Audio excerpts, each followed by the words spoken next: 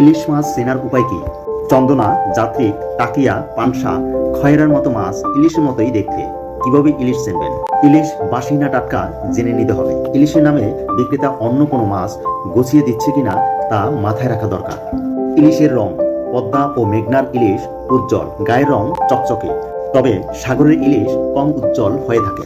ইলিশের আকার অনেকটা পটলের মতো, মাথা আর লেজ সরু, পেট মোটা। ইলিশের কানসা লাল থাকলে বুঝতে হবে টাটকা।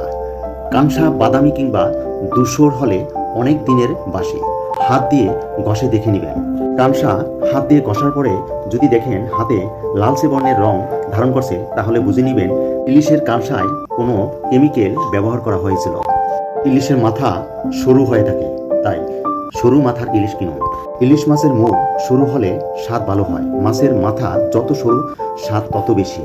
ইলিশের চোখ স্বচ্ছ, নীল কিংবা উজ্জ্বল হলে তাজা মাছ। আর যদি দেখেন ইলিশের চোখ কোঠরের ভিতরে ঢুকে গিয়েছে, তাহলে বুঝে নেবেন ওই মাছটি বাসি।